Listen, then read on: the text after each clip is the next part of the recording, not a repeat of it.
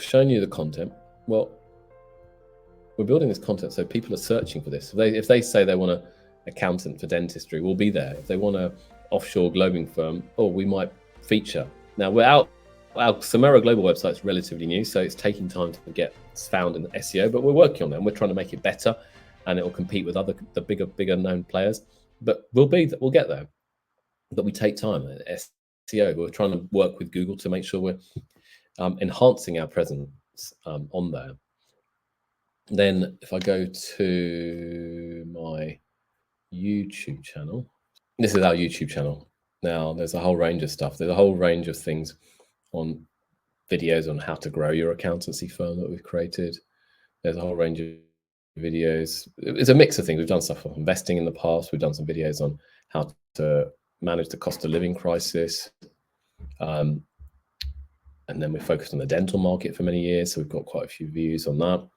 So we've got a range of videos. You look, we've got plenty of videos out there. Now, is it the biggest subscription base? No, it's not. We've only got like about 1,700 subscribers. We're looking to build on that now. I think we've got a good foundation. People come to us as a client. They might not subscribe to us, but they say, you know what, I found your business. I found Arun on YouTube, and I watched his video 6 months ago. Now I'm ready to talk to you about offshoring, or now I'm ready to talk to you about accountancy. Can you help? Again, I've put myself out there. I've presented myself. I've shown my knowledge. I've shared my experiences. I've shared my mistakes. I've shared everything. Okay. But people want to hear that. They want to see this. Okay. So I must stress this. Now you might be thinking, oh my goodness, this is so much work and effort. And I'm in India. Well, yeah, I understand what the UK clients are wanting here to some extent, but you can learn a lot on YouTube. You can share and you can present yourself on YouTube. This is a channel. Once you get on YouTube or whatever, people will see you. Okay. Now,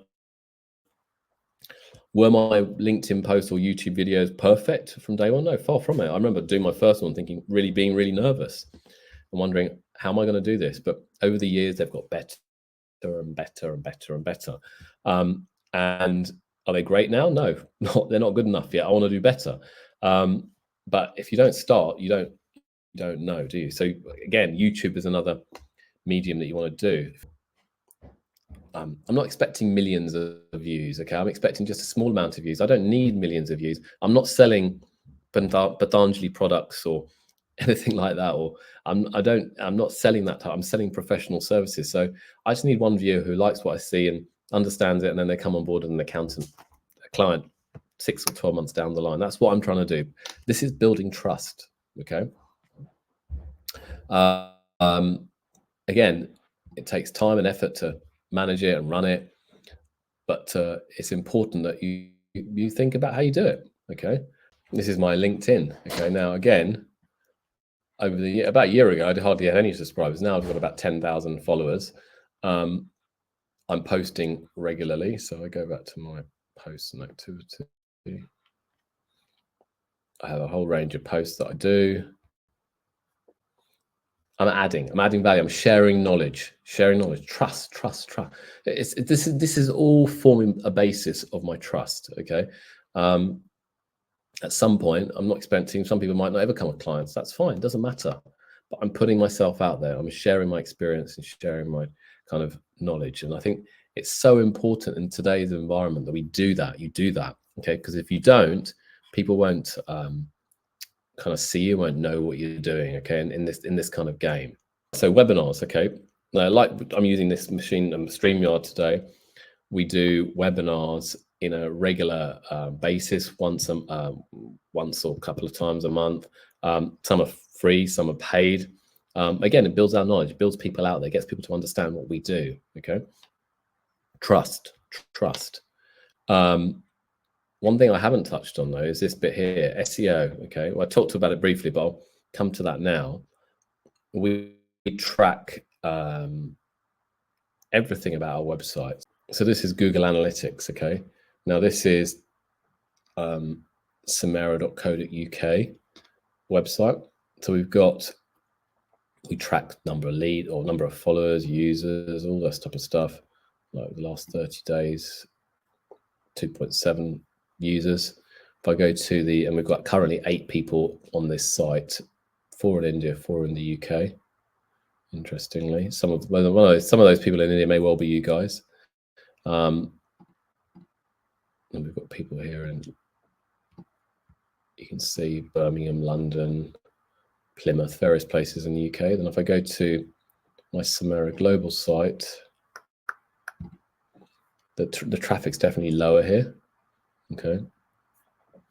We've got people in India, which probably a bunch of you guys are, I'm sure, watching this. Okay. On there, go back to that page. But you can just get the gist of what I'm showing you here. I think we've got traffic. There's a lot lower traffic than this, because this is a new website. We're still building on this. We're still developing this. But what we did on samera.co.uk, which is an older website, we're now reflecting this in our global website as well. You might be wondering, well, how do we do all this stuff? What do we do? How do we get all these? What's out there? So what are the tools out there? Well, as I've shown you, I've just shown you Google Analytics. That's a free tool. Google Search Console, YouTube. You can use ChatGPT for helping you with writing content. We have no excuses now not to write content. However, my strong viewpoint is don't use ChatGPT if you're just copying and pasting it. No, don't do it. It'll sound too AI and no one will be interested in it at all. It's a waste of time.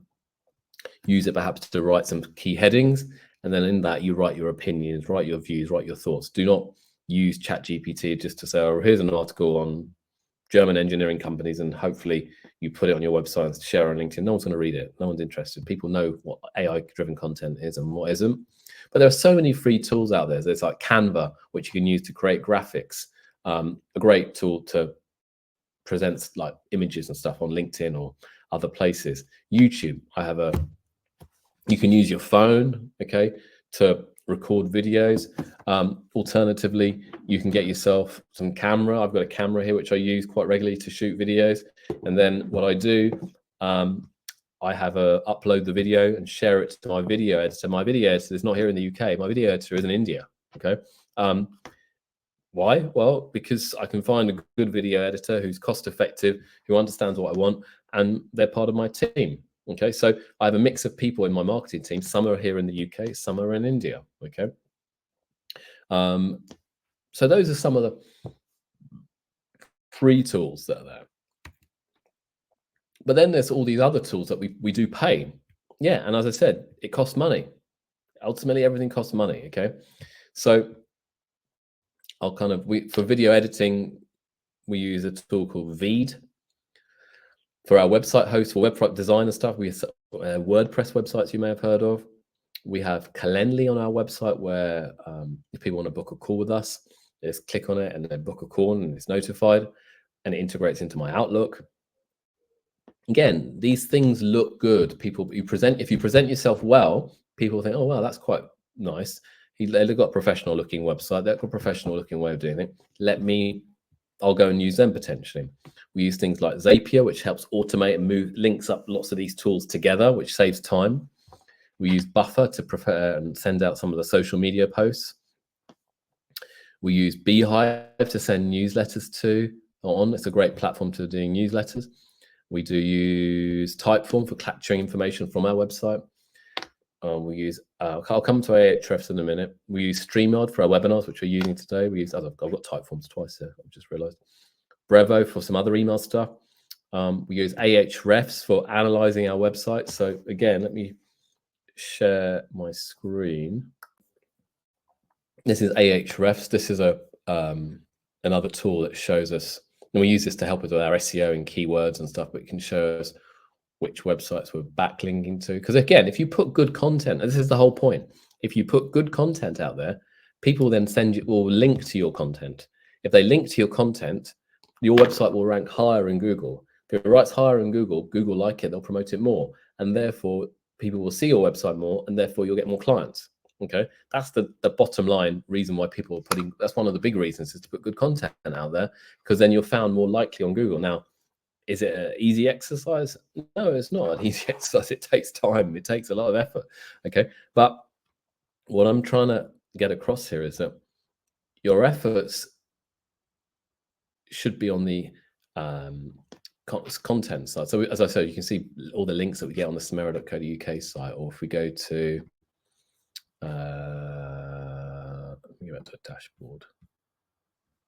Samera Global, again, it's still a new site, so the traffic's a lot lower on this site, but you can see the trend is heading upwards. The orange line means more and more traffic's coming because we're adding more good words, we're adding more good content, sorry, and more kind of relevant content. Google's liking it, so that means it's promising. We're moving in the right direction. Slower than I want it to be. As I said to you, things you think you will take 6 weeks, it's taking 6 months, but hey, that's life. So we're learning this process. So what I'm saying is there are a range of tools that you can use to help you develop and grow your kind of websites and USPs that was asked earlier. For me, when I started off my firm, we built a niche. As I said, we focused on the healthcare sector. So what did I do? I spoke, I went and did public speaking, I put videos out there, I wrote articles on that. And over time, it took off. We gained good clients, we got good fees, we got a good reputation. It was slow at the start, but the focus was giving valuable information to people. Give value, add value to their lives, okay?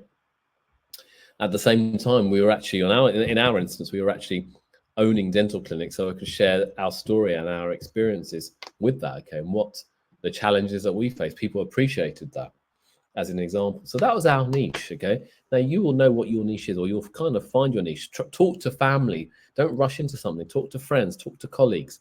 Ask them what they think your niche is, okay? Niche is an excellent idea as you become an expert in a sector.